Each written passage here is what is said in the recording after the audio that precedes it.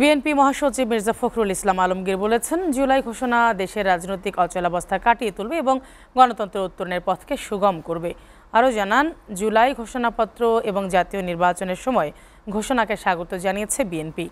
আর স্থায়ী কমিটির সদস্য সালাহ উদ্দিন আহমেদ বলেছেন, নির্বাচিত সরকার সংস্কার ও নতুন সংবিধান বাস্তবায়ন করবে, এটাই গণতান্ত্রিক ও সাংবিধানিক। দুপুরে রাজধানীর গুলশানে বিএনপি চেয়ারপারসনের রাজনৈতিক কার্যালয়ে সংবাদ সম্মেলনে একথা জানান তিনি। HM মেহেদী হাসানের প্রতিবেদন।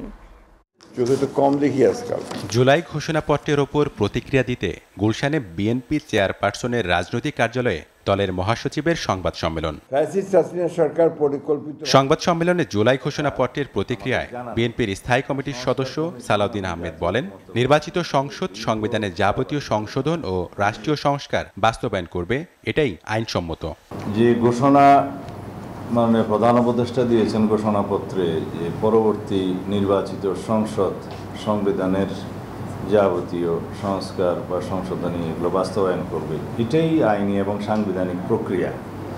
এর বাইরে অন্য কোনো প্রক্রিয়ার কথা আমাদের জানা নেই। সম্মেলনে মির্জা ফখরুল ইসলাম আলমগীর জানান, প্রধান উপদেষ্টা জুলাই ঘোষণাকে স্বাগত জানিয়েছে বিএনপি। গণতান্ত্রিক রূপান্তরে ভূমিকা রাখবে এ ঘোষণাপত্র। লন্ডনে ইউনুস তারেক বৈঠকে ঘোষিত সময়সীমার মধ্যেই নির্বাচন অনুষ্ঠানের প্রত্যাশা করেন ফখরুল। 3 মাসে আপনার 91-তে আপনার নির্বাচন হয়েছে। ছাত্র গণ অভ্যুত্থানের পরে সে নির্বাচন হয়েছিল। পরবর্তী সমস্ত নির্বাচনগুলো আপনারা লক্ষ্য করেছেন যে 3 মাসের মধ্যে সম্ভব হয়েছে, এবং এটা এখন আরও বেশি করে সম্ভব যে জনগণ এই নির্বাচনটা চায়। তো জনগণই আইন শৃঙ্খলা রক্ষার জন্য সবচেয়ে বড় প্রহরী হয়ে দাঁড়াবে।